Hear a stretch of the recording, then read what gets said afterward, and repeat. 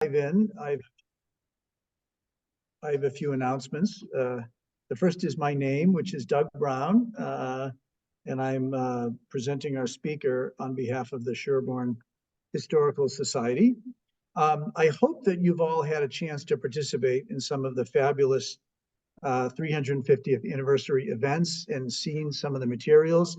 There's a number of really exciting events coming up. Please look out for those, and we hope you'll participate. There's an army of individuals who have worked so hard to put this together, and I hope you get a chance to enjoy it.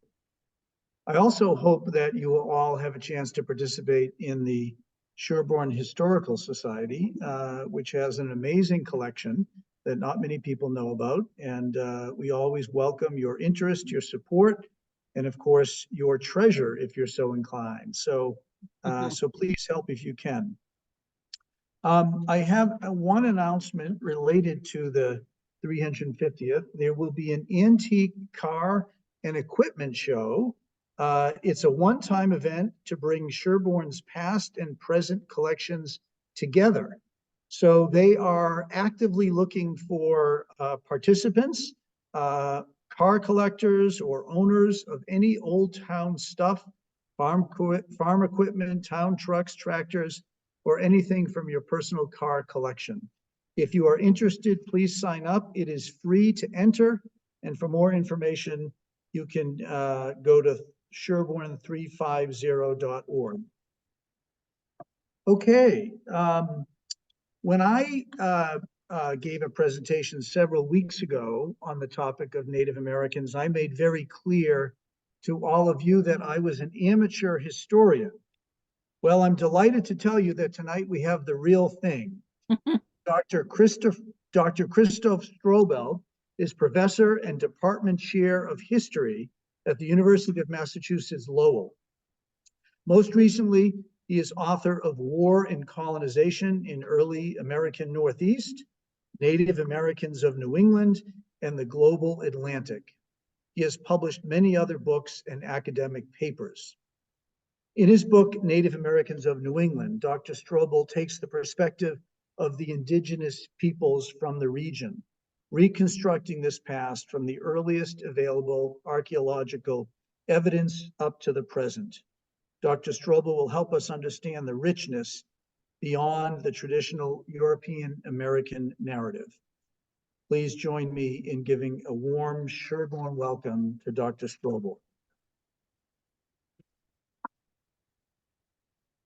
And Christoph, before I turn it over to you, I just want to remind or to let people know that at the end of the session, we are going to turn on your chat. So you will not be able to chat during the presentation, but afterwards, if you are online, we will invite your questions through chat, and Kevin Delaney will be up here to facilitate that conversation. So for now, Christoph, I'm going to make you appear on the screen. Bear with me 1 second while I mute myself.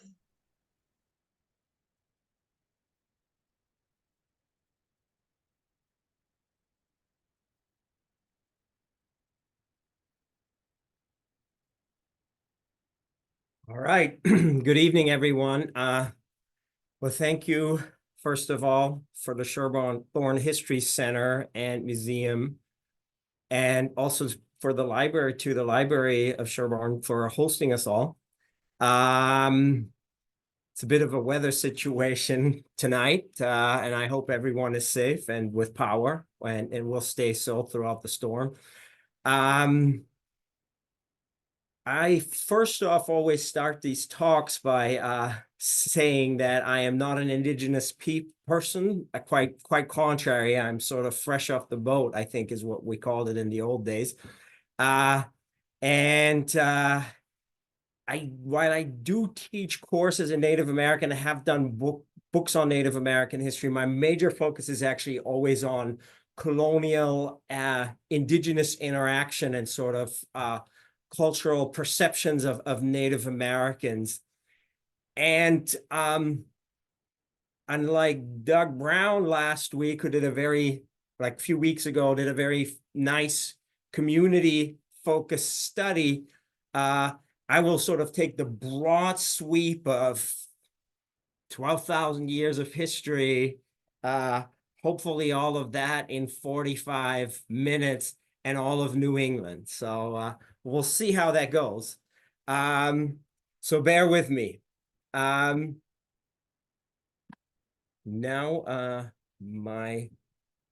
Martha, can you see if you get the pages moving? It seems to be frozen on my end, please.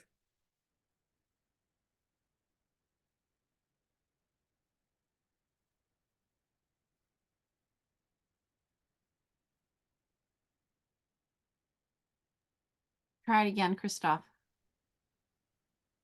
No?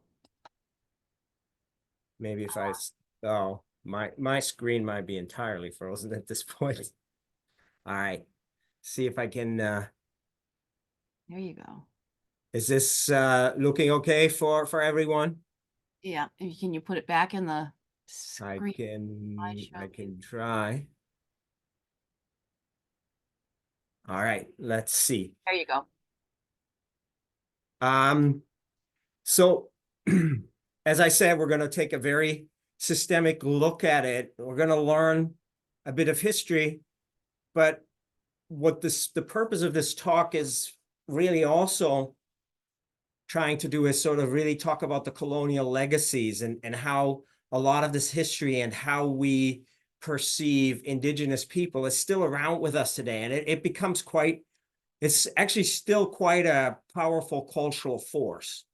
But I also want to emphasize in this talk today that despite of 400 years of colonization, what is an often pretty harsh and depressing history, there's a lot of indigenous survival that is going on too. And that's quite a testament to indigenous communities throughout New England that they're still surviving into the present.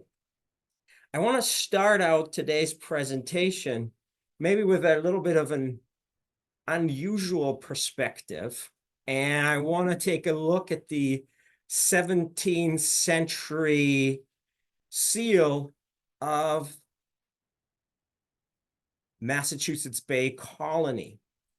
And I'm not sure how well you can see it, but we have sort of a almost naked indigenous person covered in some leaves and holding a spear and no, sorry, not a spear, an arrow and a bow.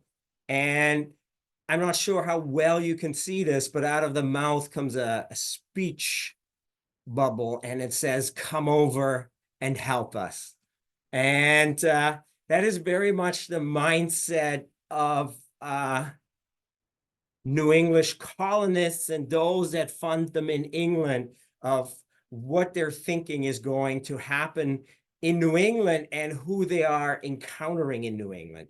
And as I hope by the end of this talk, as many of you probably already realize, it's a little bit of a conflicted history here. But I also want to sort of talk about the surviving power of the seal. Now, Massachusetts has not always had an indigenous person on the seal. In fact, it's a relatively recent reoccurrence. So the current seal was put back in place, or was put in place in the late 19th century. And you look at the current seal of the state of Massachusetts, and it looks a bit better, right? The indigenous person is dressed. It's the speech bubble is gone, but there's also some very awkward things that are going on with the seal. So the designer that created the seal, as a model for the bow, he used, and you can find this piece still at the Harvard Peabody Museum today, the bow of a Native American that was killed outside of Sudbury in the 1650s. Then the body of the indigenous person is kind of odd as well. So the actual body was built or created around an archaeological find of a dead indigenous person, probably from the 17th century, that was found somewhere in Winthrop, Mass. But then for the head, they actually used a Western Native American model, because people in the late 19th century believed that either there were no indigenous people around in Massachusetts anymore, or if they were, they just did not look Native American enough. And therefore, you kind of have this disjointed body, put a head on it, and then from a prior seal, you put the sword on top, which kind of is a pretty bad PR statement, because you have sort of kind of already a decapitated Native American. You put a sword on top, and that is the seal that we have today. 17th century warfare, early modern warfare, English warfare, very much relied on the decapitation of enemies as sort of like, especially with leaders, you chopped off their heads and you piked it outside your castle. And that was a practice that English colonists brought with them to New England, although there's some debate whether indigenous people in New England decapitated before the English came already. Make a long story short, in their first encounter with the military encounter with the Massachusetts Indians, a Massachusetts is decapitated. His head is piked outside Plymouth Plantation for display. Also, kind of the irony, you look at the belt on the seal, that is based on King Philip's belt, which is also at the same museum as the bow that I had mentioned earlier. And of course, King Philip, along with various other indigenous people during King Philip's War, was decapitated after being captured. So there's kind of this violent history that we still have in our seal today. And this is just one way in which indigenous people and the sort of history of colonization, conquest, still is with us in so many ways, whether we're talking about sports mascots, town mottos, et cetera, et cetera, et cetera. We still have these symbols, these visible legacies of colonization with us in our society today. And you have this too in a lot of the literature we read, from the Mathers in 17th century to Bradford's classic account of Plymouth Plantation, right? Through the 18th century into the 19th century, like even reading Thoreau, it's kind of an interesting perspective on indigenous people. And Thoreau in his time was probably the foremost expert on indigenous people or one of the foremost experts in indigenous history. Anyway, to make a long story short, we have these sort of very long living legacies that we can see in kind of the seal that really do not justice to the deep historical realities that indigenous life was in New England. So New England was a place of ecological stability. When you read the early colonists, they talk about like the richness of wildlife, the wide availability of fish, shellfish, et cetera, et cetera, et cetera. And it's really with colonization in the 17th century that these resources very quickly deplete. New England is also a place of incredible social complexity, right? Societies ranging from the multiple of thousands to smaller groups in the interior of a few hundred people, right? Throughout New England, even though the Puritans often like call them wandering hunter-gatherers, most Native Americans practice some form of agriculture or the other. And in fact, the Puritans colonists learn a few things about agriculture from indigenous allies. There's also, because there's not domestic animals outside of the dog. So there's no horses, no cows, no chicken, no pork. Native Americans come up with different ways of meat procurement than people in Africa, Europe, and Asia do.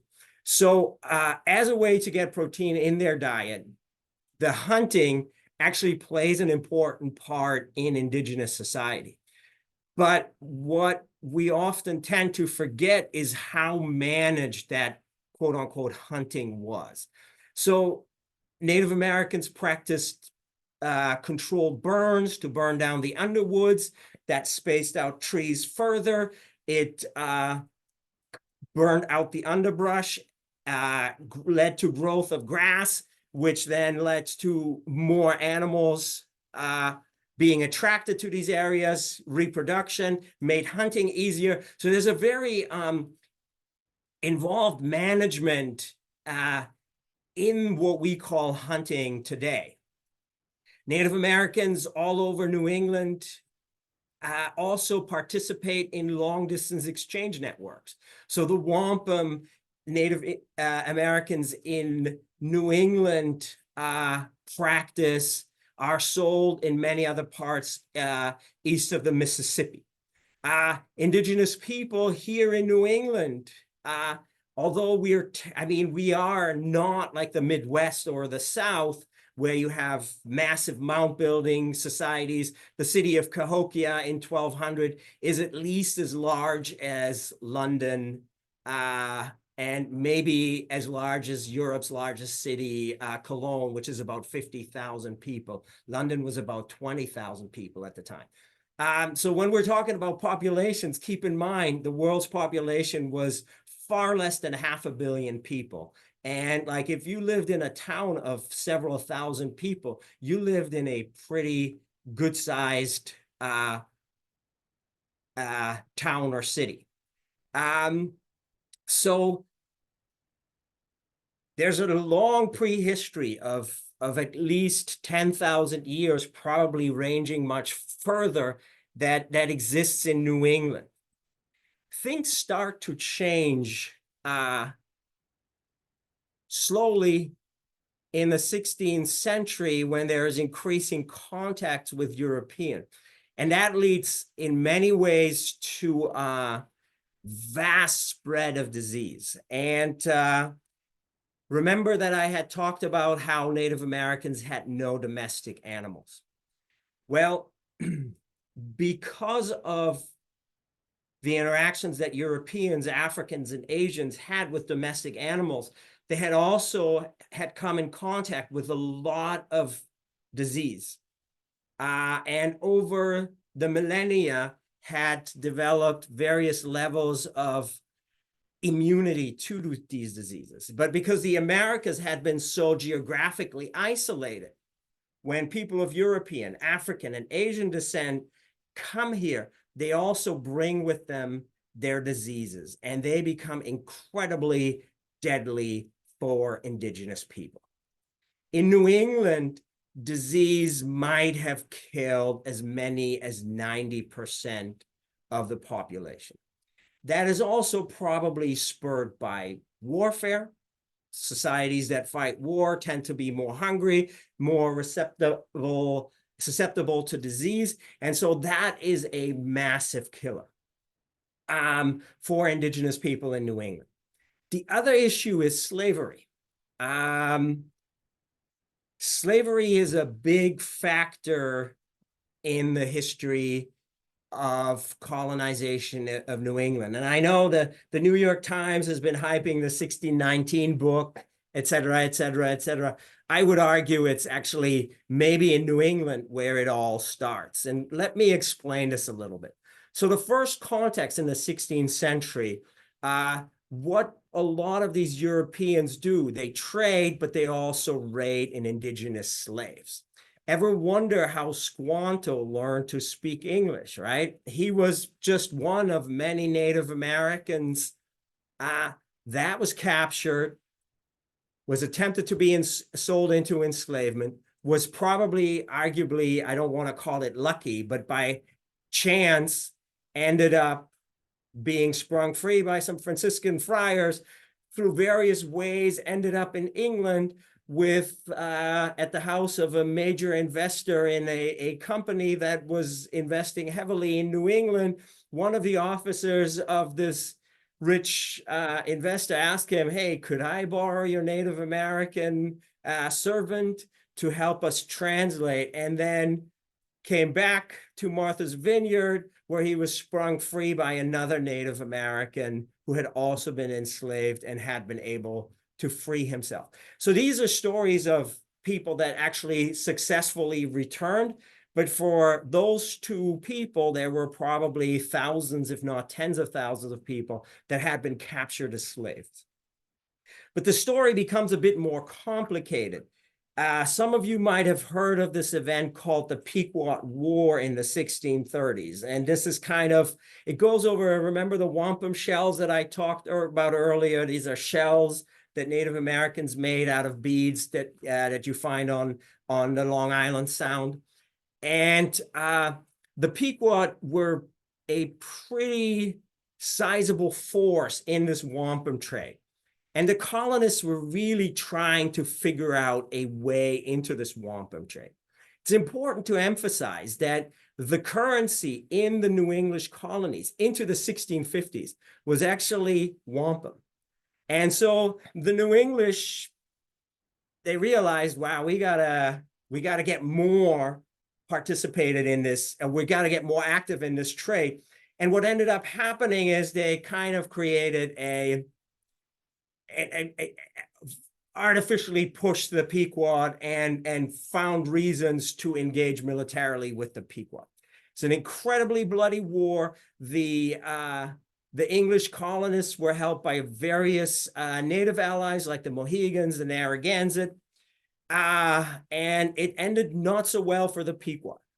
A lot of them went into hiding, but a substantial number got killed. But also, in the aftermath of the war, the English colonists took hundreds of Pequots and took them as what in the writings of the colonists was called war captives. But then you see these correspondences between like John Winthrop, who was a leading figure in Massachusetts Bay Colony, and some of his associates saying, well, the Romans had war captives and they called them slaves. And so very few years after this Pequot War, Massachusetts Bay Colony becomes the first English-speaking colony in North America that puts a system on the books that looks a lot like slavery. That's, by the way, 30 years before Virginia. So, that's my point earlier about how maybe 1619 might not be the important starting point. There's also dispossession of land as more and more New English settlers come, more and more land is taken over. Sometimes it's quote unquote legally purchased. Sometimes the quote unquote legal purchase smell a lot. And sometimes it's outright like you subordinated, our land is yours now, your land is ours now, and go on. So it's a combination of a lot of things here, and it's a very complex history that we don't have time to explore. But what I also want to emphasize is a lot of adaptation among Indigenous people, and Doug talked about that a lot in his talk last week. There's a lot of resilience and the struggle to maintain sovereignty, and I think Doug's talk underscored a lot of these issues there. Sort of a pivotal point, and this is when most textbooks stop talking about Native Americans in Southern New England, is a thing called King Philip's War. By the way, our state motto, I forgot to mention that, is by the sword we seek peace, which again is like a revolutionary motto,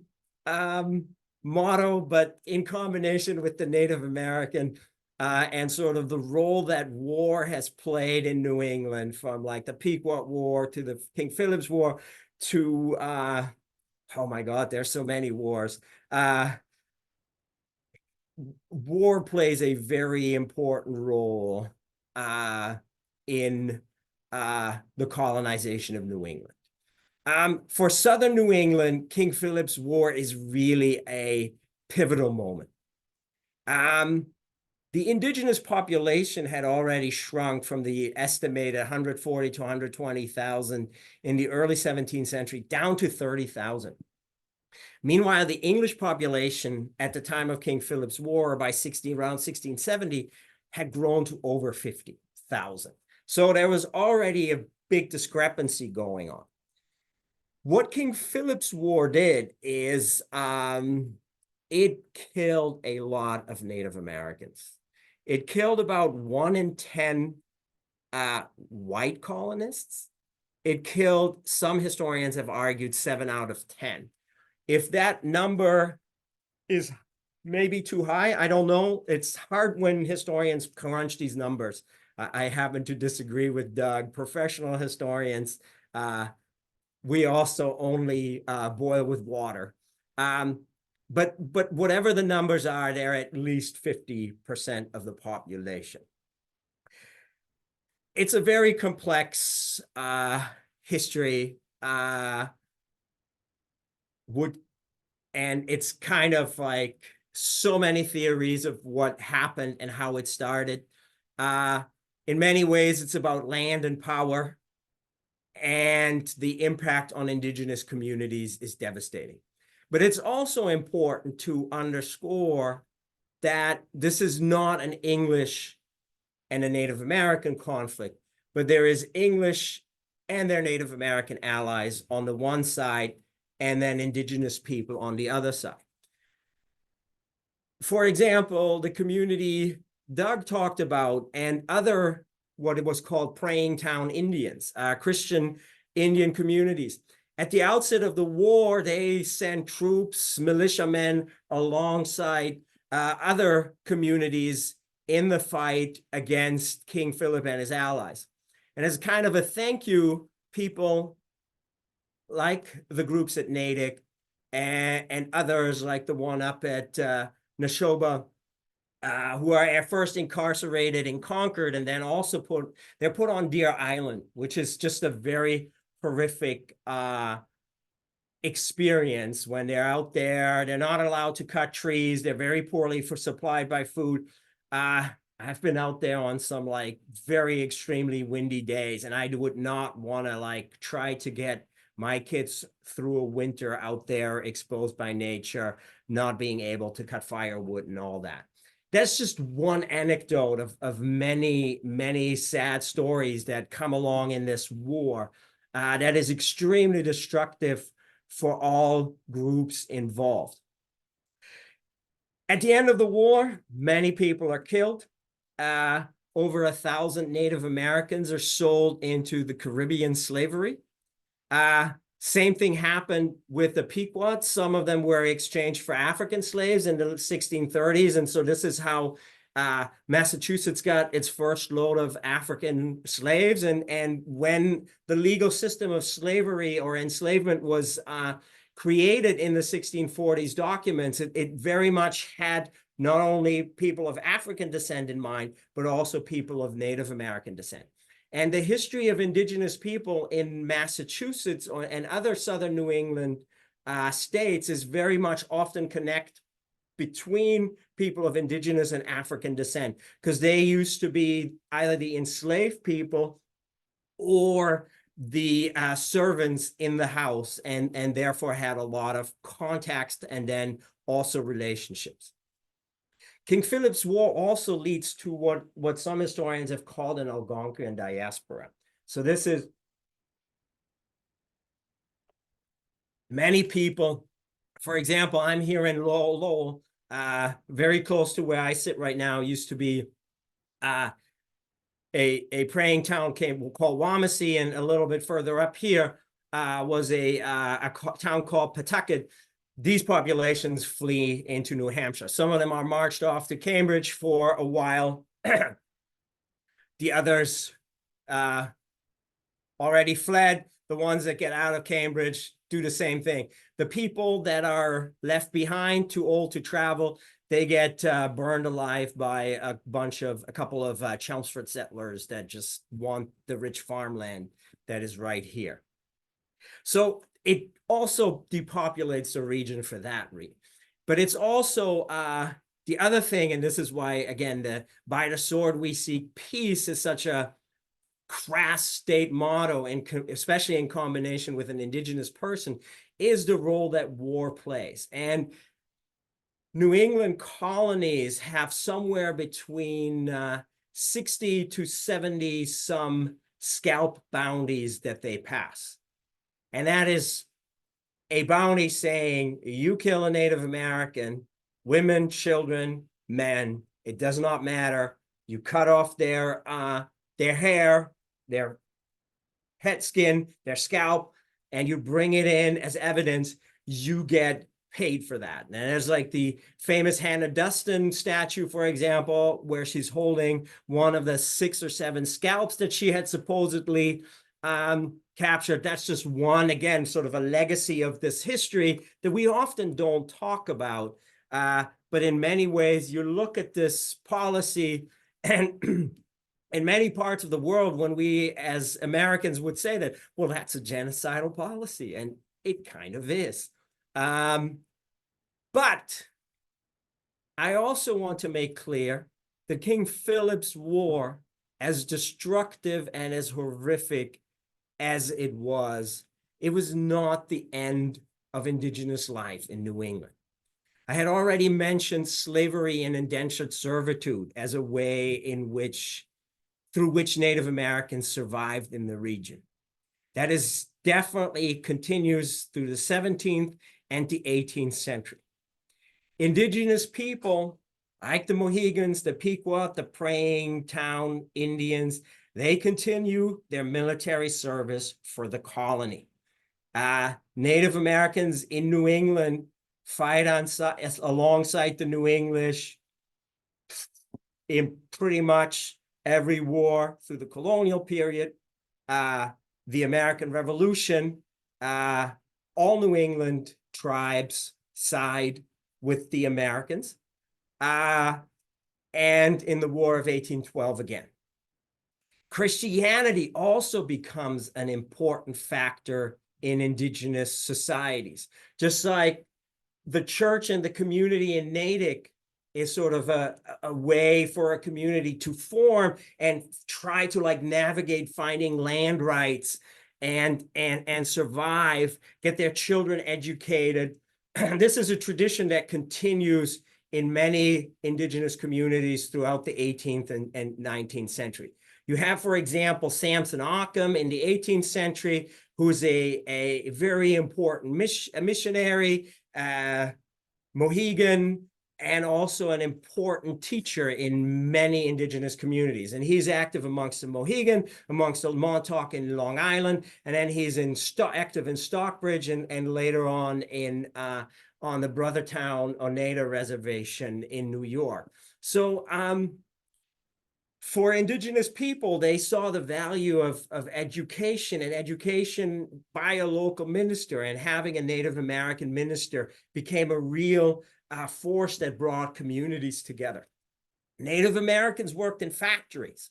Betsy Guppy Chamberlain, identified as indigenous, she was a worker in the Lowell mills. There's 2 or 3 women working in the mills that we now believe had Native American ancestors.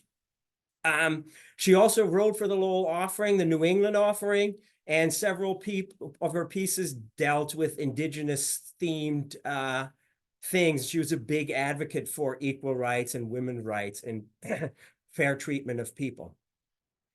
Native Americans were quite active in the whaling industry, which is again sort of the oil industry and gas industry of the 19th century. So very vital to economic interests. They worked in agriculture. They worked as domestic labor. Some of the mill girls also talk about Indian peddlers or Indian doctors and Indian performers. And there were a lot of healers in communities throughout New England that were of indigenous descent. And a lot of Black folk, white folk came and saw these people because you probably got better health care than from a doctor who would probably tell you, well, we're going to drain some blood from you and then it'll be all good again. And so herbal medicine in some ways was as likely or less likely to kill you. Native Americans work in construction, they work in logging, they work in river driving, the tourism trades, especially the further north you head, canoe making. So in many industries, do we have accounts about Native American workers. And in the case of the canoe making, they're playing quite a dominant role, for example. So I want to go back to the head on the flag that I started out with. And what had happened that people in the 19th century were increasingly arguing that Native Americans had ceased to be Native Americans. Well, let's look back at the list of jobs that people were doing. Whaling, military. So a lot of men worked in extremely, we would call them today, very dangerous industries. And so what ended up happening is that the indigenous population declined in general in the 18th, 19th century, but the male population declined much more rapidly. And so indigenous women found partners outside of their communities, and often they intermarried with people of African descent or European descent, especially recent immigrants that were not as well off. So there's intermarriage, but at the same time, women played a powerful role in these communities. The children stayed within the communities, and they continued to be, they continued to identify as Native Americans and stayed in their communities. The other issue, of course, is racism. That like this intermixing was increasingly seen as like thinning the blood. And this is, of course, a time of scientific racism when blood quantum and these kind of things were very important and maybe not necessarily all that scientific. And the other thing that was happening because of these demographic pressures and developments is, whereas in 18th and 19th century New England, you had a lot of smaller indigenous communities, maybe 20, 30 people that you could find in all types of places, from places around Walden Pond to outside of here in Lowell or outside of Haverhill. There's a small community in Andover. These communities were increasingly disappearing, and Native Americans survived in certain communities like Mashpee, Aquinnah, around where the Mohegan Reservation is today. And they also moved to urban areas. So places like Boston or Providence, Rhode Island. Providence, Rhode Island, in fact, for much of the 19th century, is a top indigenous city. So it is like, it ranks among, like, percentage-wise, having one of the largest indigenous populations of US cities. It's kind of like an interesting fact. So there are these developments going on. And there's also increasingly the argument that the reservations need to be terminated. And between 1860 and 1880, several southern New England states terminate tribal reserves that had been reserved since colonial times. And the state governments are basically saying, well, you are now citizens. You are no longer a tribe. We're taking away your reservation and the rights and all that comes with that. Native Americans, of course, fought this tooth and nail. They did not want this to happen because the reserves had become homes. They had become places of survival. They had become places for their families to subsist. And now that was all threatened by these developments. And the abolishment of the reserves brought a lot of pain to indigenous people. But it didn't stop indigenous people from being indigenous people. It's very interesting how places like Mashpee or the Mohegan Reserves, the Pequot homeland, how they stay pretty, like how families try to hang on and try to maintain a base in their like home communities. And Gladys Tantaquidgeon, who is a Mohegan Native woman, she really dedicated a lot of her life to sort of preserving that kind of community. So as tribal nations or the tribal reserves were being terminated, Native people fought this tooth and nail. They took the case to the court and they were saying, like, how can the state of Massachusetts or how can the state of Connecticut have the right to abolish us as a nation? This can only be done by the federal government. And that's a very sound legal argument, but anyone who knows a little bit about the law is that soundness in legal arguments is only one thing, and lawyers can argue a lot of things. And so the legal precedent that kind of was sort of established was, well, yeah, that is true, but New England, Massachusetts, Connecticut, these are the original 13 colonies. And the native reserves can be abolished due to the fact of this law that, or this legal precedent that we're just creating that is called now the colonial precedent. And that was sort of the law of the land.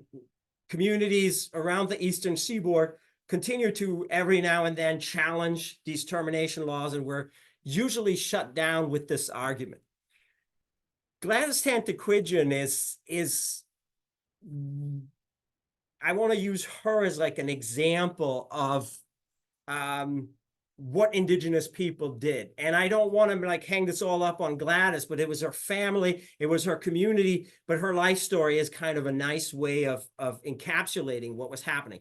So Gladys was trained as a traditional healer, but she also went to college. She got a PhD in anthropology for UPenn. She worked in the US administration dealing with a lot of tribal issues out west. But as she was doing all this work, she always kept involved with her Mohegan community. Her and her family collected whatever they could in Mohegan artifacts, documents that pertain to the history of the tribe, to the history of dispossession, of the long establishment of the community. Any type of record that had anything to do with the communities, they tried to get their hands off. A lot of that collection is today housed in the Tantaquidgeon Museum on the Mohegan Reserve or Reservation. And it's people like Gladys and a community effort that really helped to preserve this community. And by the way, the story will come back when we're talking about the Mohegan later. The other thing that is a very disturbing development of the 19th century, and the boarding school has kind of a very long history in New England already. This was already a colonial period. And again, the reason too why ministers, indigenous ministers, were so popular to have had around is because they were also teachers. And if you had a teacher in your community, you can always tell colonial missionaries, no, my son doesn't need to go to Western Massachusetts to your fancy private school because we have a teacher right here. But the boarding schools, of course, and residential schools are an issue all over the Northeast, as they are in other areas of North America. But it's not as pushing of an issue because in many ways, indigenous people at the peak years of the boarding schools had already been terminated. The other thing that was going on, which is also a national trend throughout the 20th century, is family separation. And there's a lot of sad histories across the United States where Indigenous children were taken away from their parents, most often only on the sole basis that their parents were Indigenous. And government officials wanted to place these children with white families.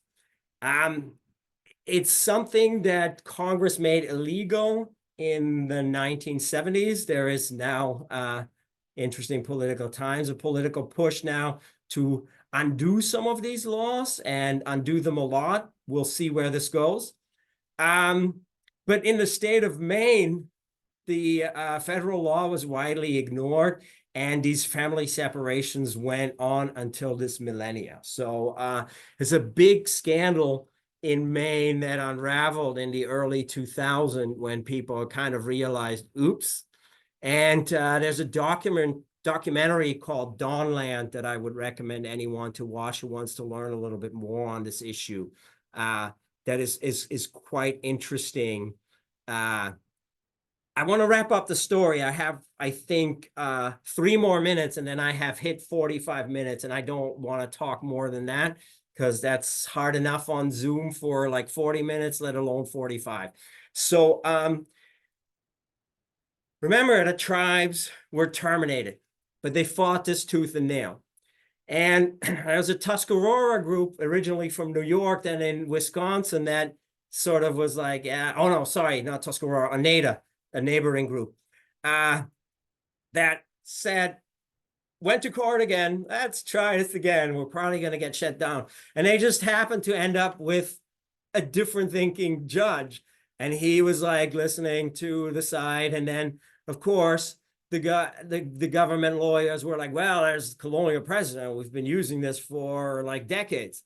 And then he's like, colonial precedent, what are you talking about? So can Massachusetts all of a sudden do this and that and that? Well, I mean, by your logic, that would be justified by the colonial precedent. And so he threw the case out as unconstitutional, and that really changed things around dramatically and has become sort of a moment for a lot of communities on the Eastern Seaboard to get either state and federal recognition. The Mohegans used a lot of the documents provided by Kantaquidgeon and her family and many others to get federal recognition. Same with the Pequots, Mashpee Wampanoags, the Aquinnah. In Massachusetts, for example, the Nipmucs are recognized by the state, but it's also important to say that federal recognition is an extremely expensive process. So you need a lot of money and you need a lot of resources. And this is not necessarily an option for many communities. The other interesting thing that has happened in the last 50 years is the issue of Indigenous nationalism, sovereignty, and activism. For example, there have been, a few years ago, a bunch of activists taking canoes down from Natick to the river to commemorate sort of the incarceration of the Native people on Deer Island from the Natick community and other praying town communities. Every Thanksgiving for way more than 50 years now, we have the day of mourning at Plymouth, where Indigenous people are demonstrating sort of the colonization and sort of the other side of the Thanksgiving story. Big issue for many communities is economic and cultural revitalization, drug abuse, disease, alcoholism, opioids, unfortunately, right? Language preservation, another thing. How can we have Passamaquoddy, Penobscot, Wampanoag survive for future generation of Indigenous children? And it's a lot of resources that Indigenous communities put into these efforts. And environmental issues. The Penobscot Nation, for example, a few years ago had a big legal brouhaha about land that was, again, like arguing about colonial laws and where the river ends and an island stops, and and the island starts and vice versa. This was another case that the Penobscot won. But I want to leave it at that. I talked for 45 minutes, so my time should be up.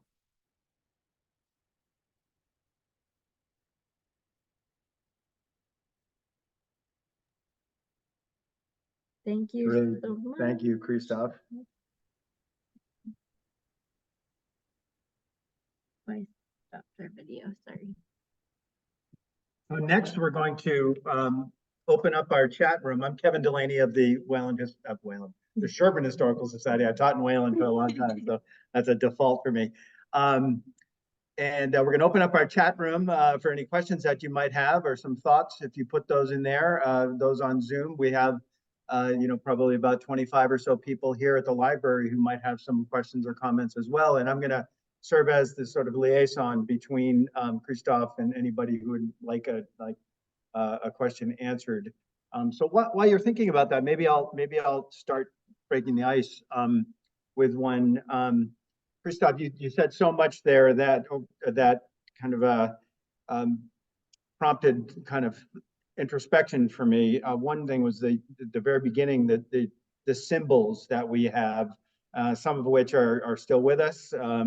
On Facebook recently, somebody posted the old Massachusetts Turnpike, pilgrim hat with the arrow through it, which lasted until probably about, I don't know, quarter century or 25 years ago or so. Quarter century sounds a lot longer than that. And so, these things are kind of in the air and seem to the prevalence of them seems to essentially tell a story. Maybe it's the mythology that you were referring to a certain extent, and sort of choices of language that we use. I know in your book, and for example, in the first chapter, you choose to use the word Dawnland for New England, and you referred to that as well with the documentary about what sounds like a terrible situation in Maine in recent times that I'm not aware of. Can you talk a little bit about that? What is Dawnland, and how is that representative maybe of kind of shifting the way that we use symbols and language to help shift understanding? Yeah, so the Dawnland is kind of a phrase that a lot of the Wabanaki groups use. So Penobscot, Passamaquoddy, as they're like easternmost and the sun rises. I think Wampanoag, it's like the people of the first light is often a translation that is used there. And it sort of speaks to the fact that that in New England, we are among the first people in the Western Hemisphere to see the light of day, and therefore Dawnland, I think, becomes kind of an apt name. But I also kind of wanted to create a contrast between sort of like New England and Dawnland to sort of point out that there is a long history of thousands and thousands of years before coming here, and sort of for us to start thinking about this too as an option, that unless we start reshaping our thinking on these things, we're going to be stuck with a faulty past.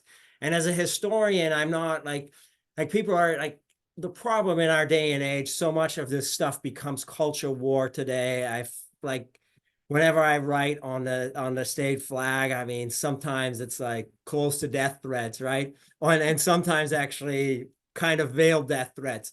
But it's so idiotic. I mean, like, just look at this thing. Any corporation that would have that kind of logo would get rid of it really fast, because it just does not make you look good. If you know what you know. And it just seems to me sometimes it's like people are just like driven into their positions and the culture, and it's like, wow. And I'm like, it's like, it's history. You're supposed to learn from it and improve on it. And that's what any civilized people, any clearly political thinking people does. And once you stop doing that, maybe we have a problem. Thank you. I see a question from somebody on Zoom who asks about where the Native American reserves were in the New England states in the 1860s through the 80s. Like, were they specific towns, and how were they designated? So in Massachusetts, it would have been Mashpee, and then Aquina. Then out your way, there is sort of a state park that technically might still be a reserve, and a praying town. It's like a very tiny plot. Then you had a couple of the Niantic Reserve, which doesn't exist anymore. They moved in with the Mohegan. The Mohegan Reserve exists again. The Eastern Pequot, there's one of the Pequots that exists, another one that did not federally get recognized. Some of the smaller tribes in Connecticut, their reserves continued, but they never got federal recognition. They only got state recognition. So it's a very complicated. And then we've even had a recent case where an indigenous nation in New England got recognized one year and then unrecognized the next year. So your bet. And it was Connecticut political pressures from senators. And I'm not familiar enough with Connecticut politics to really know what was going on there, but it can get quite nasty. Questions from anybody here in the library? Betsy. What's the appropriate term to use? When is it right to use Indian or Native American or indigenous people or something else? I'll repeat that. I'm assuming you probably couldn't hear it. The question was, what's the appropriate term to use? Indian, Native American, indigenous. How does somebody who wants to be thoughtful and respectful choose the proper terminology? Yeah, that really depends. Bob was like my friend's answer to that. Some people, it really depends. You get all kinds of folks, and I have some Native American acquaintances, friends that are quite conservative. They insist on being called Indians. They say, you've been at university long, stop saying Native American. So Indian, of course, is kind of a misnomer because Columbus did not discover Asia, which in European parlance was the Indies, and that came in for India. Europeans didn't think that he actually was looking for India. He wasn't even that geographically specific. He was looking for all of Asia. And for Europeans in the 15th century, 16th century, Indies really just meant all of Asia. But then Native American, in a sense, is also an idiotic term, right? So native is anyone born in Sherborn is technically a native of Sherborn. American comes from Amerigo Vespucci, the Italian explorer that we have the name the Americas named after, right? So it's kind of a colonial construct too. Indigenous is fine as well. I think you have all of these terms that are being widely used, and they all have their issue. And I think that goes back to your earlier point, or sort of the starting discussion that I kind of botched answering, is how ingrained these colonial terms really are in our language still. And I mean, I can go on for this for hours, right? So like even terms like Sioux, which is used to describe groups like the Lakota, etc. That's an Algonquian term meaning enemy. Mohawk is also another offensive term. Some of my Mohawk friends would punch you in the face if you're like, don't use that PC new name on us. So like the Iroquois name is still widely used, but some folks now prefer the name Haudenosaunee. I usually just ask people, so what's your preferred way of being called? And they usually just call me by my name, and that's that. It sounds like you default to indigenous Americans. It seems like kind of in your book and in your talk, it seems. I have become more and more using that term, and now even like in the indigenous, in the Native Americans of New England, I didn't capitalize indigenous. Now I kind of like, well, you capitalize English, German, French, Irish, why not indigenous? So I have started doing that too. And I'm constantly learning, and I'm always going back to the earlier, I'm always baffled too by my own ignorance, how much I still learn on this. Yeah, Doug kind of is like, yeah, he's a real expert. And I'm like, yeah, there's stuff I learn every day.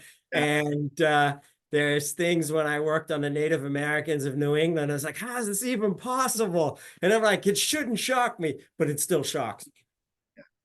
Right. Well, we're with you there. We're all eager to learn more. I see a couple online. One, Sherborn is probably closest to the Nipmuc peoples historically. And somebody asked, what's the status of the Nipmuc tribe today? I think you referred to that towards the end of your discussion, but maybe you can re-examine that briefly. Yeah, I am not an expert on the Nipmuc, so let me just say that. They're a state recognized tribe since the 1970s, 1972, I think. There has been some talk and maybe some efforts to like move towards federal recognition, but federal recognition is a very complex process. It often takes a decade. You don't know with what administration you start out with, how this is going to end up with. It's a very political process. There is certain administrations where federal recognition is just a process of very likely to be shut down. And then at other points, like the Carter administration, for example, had a reputation of being much more open and much more accepting, but it was still a very tedious, expensive, and very complicated process.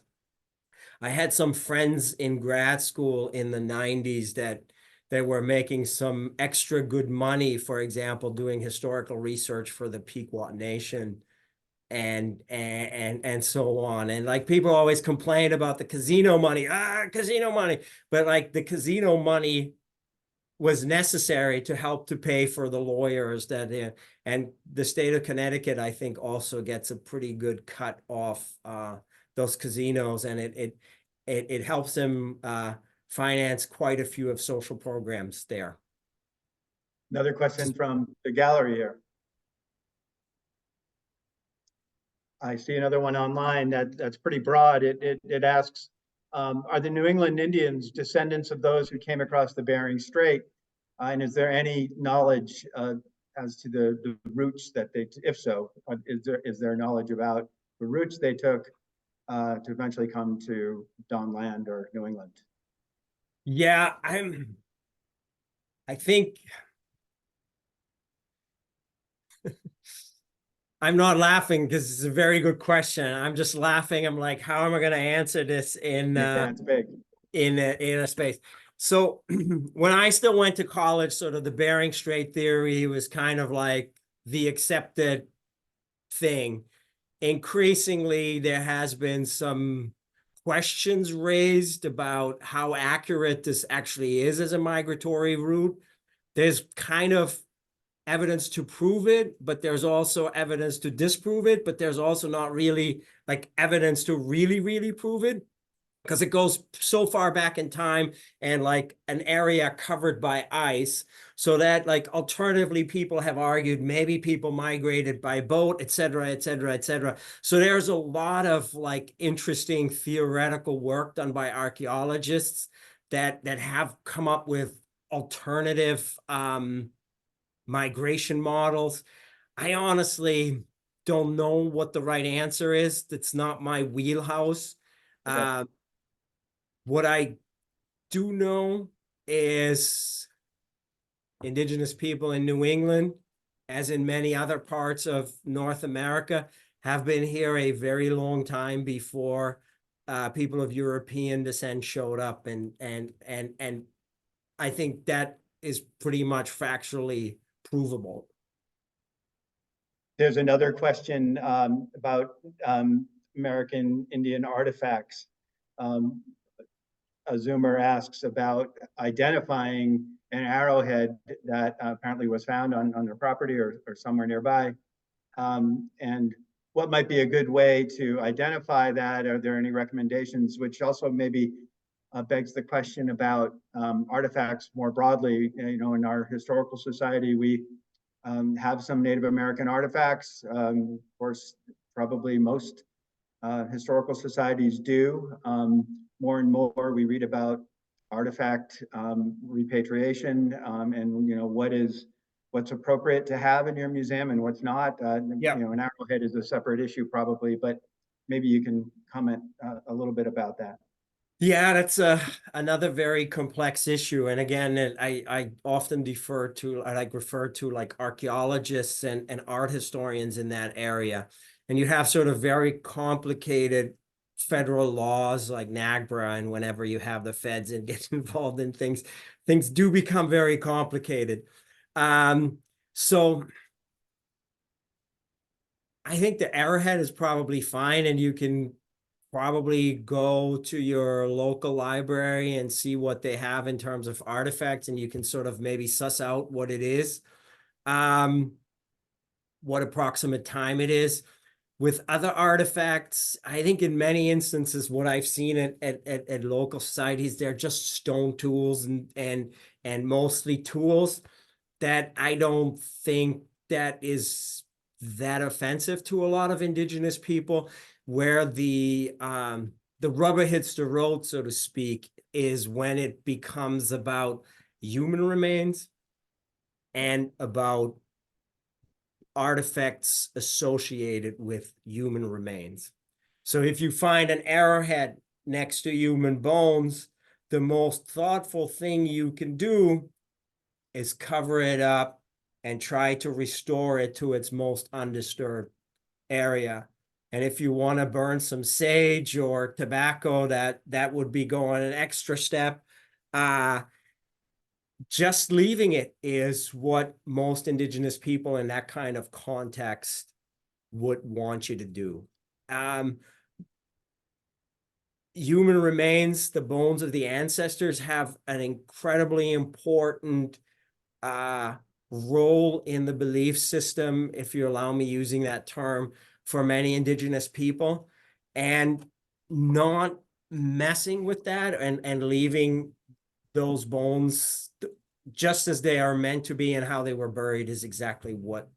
And this is why, like, disturbance of human remains is such a hot political issue for many Indigenous people. And I mean, there's also kind of a very nasty history of development that, I mean, here up in the Lowell area, when they put the mall in, there's still this story that like people tell 30 years later that apparently there were some human remains dug up, and then the contractors just made them very quickly disappear and probably destroyed an Indian burial ground, right? And so these accounts happen all the time, right? So yeah. I hope that was like a very long-winded answer. Yeah. We have a question here, please.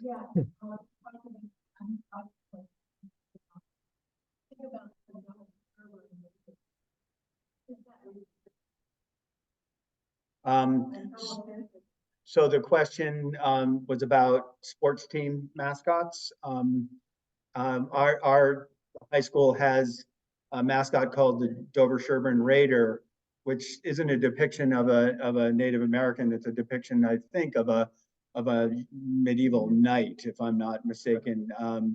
But I think the question is the Raiders itself, or yeah. Can you comment on sports?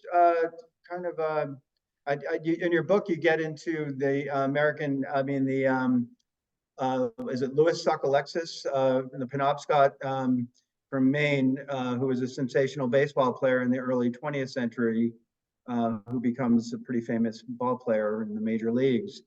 So it's not the Dover Sherborn. I don't know that Christoph would know that specifically, but maybe you can comment on team mascots. Yeah, like- I think like a name like Raider, and especially if it's not with an indigenous person, it's fine.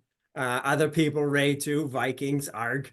But sort of the history of that is, especially with the Cold War, a lot of these Indian mascots popped up. And then people say, oh, there's a long history. I'm like, all right, I worked in a factory that was 625 years old, and that was like 30 years ago. So like 1950s does not strike me as all that historical and traditionally important. But again, it's kind of like this culture war issues where people, I mean, up here in Tewksbury, they have the Red Men, which becomes a little bit more tainted. And people, over my dead body, will this be renamed? And it tears communities apart. And you kind of like, it's a sport mascot. I think it's supposed to bring people together. What's the big deal? Yeah. Can't call them the Fighting Ducks for all I care. Ducks are pretty, mallards are pretty tough. Yeah. They're out there in this weather. The Penobscot Sauk Alexis you referred to in your book is really becomes the namesake for the Cleveland Indians baseball team, right? Yeah, that's changed. That's one argument, yeah. And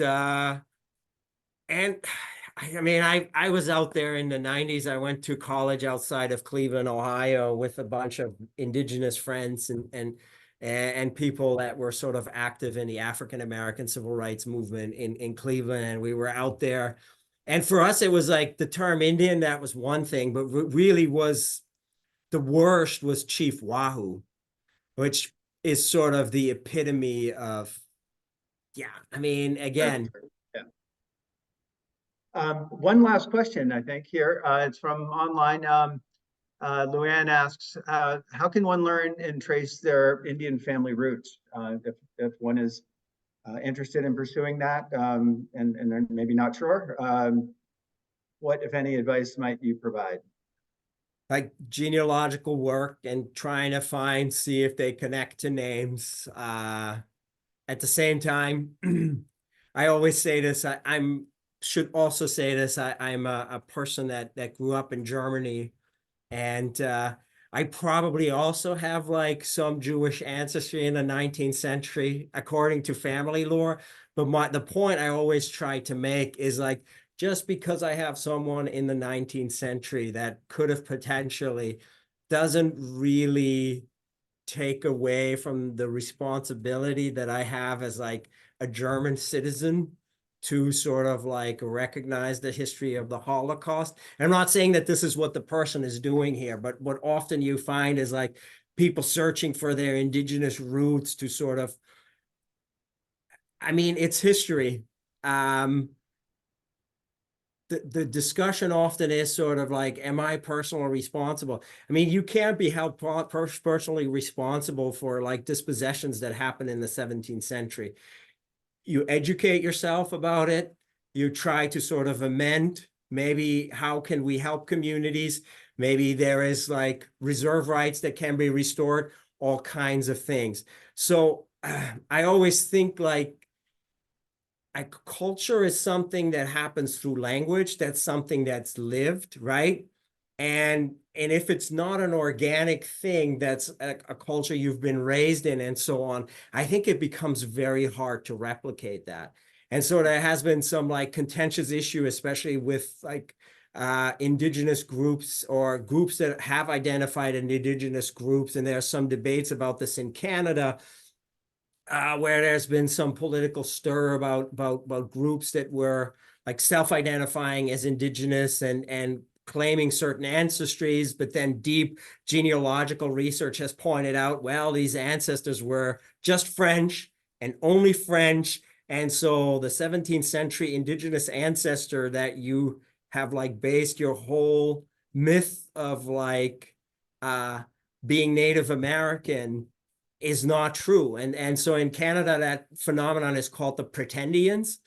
And there's been a Canadian Indigenous movie maker. I think I have one of his books of it, Drew Hayden Taylor, who's kind of been like putting out a fairly powerful documentary on that. And so I'm always kind of like, make sure why you're trying to seek out these ancestors. And as you seek out the ancestors, how much of a cultural connection are you going to be able to get in that? And so I am not much for genealogy. So, but I was like, learn the history, try to do better. And that's really all we can do is enlightened stuff. And this is not the only bad history out there, right? There's a lot of stuff. And so, for example, I take my kids to concentration campsites, just like we go to the Hanadustin. So this is what we do as Americans. This is what we do as Germans. And so it's just, it is just trying to create an awareness and hope that we build a better future. Well, that's good advice. Thank you, Christoph. And thank you for being with us tonight. Appreciate No, it. thank you guys. You've been awesome. And thank you for your patience. So you should give yourself a hand of applause. I hope everyone stays safe through the storm. The wind and water are supposed to pick up and everything is so saturated. Hopefully those trees stay standing and don't They're keep here. falling down. All Stay right. safe, Well, everyone. thank you, Take care. Christoph. Cheers. Bye-bye. Bye-bye. Bye. Thanks for coming out, folks. Thank you.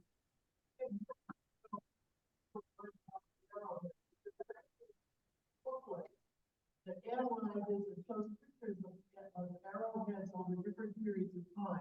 Ah. I don't know the title of it, but there is one that's very good. Okay, great. And I will also just give Christoph a shout out. The library does own the book that is mentioned is the title of this presentation, so you can pick it up at your local library. Thank you all very much for joining us.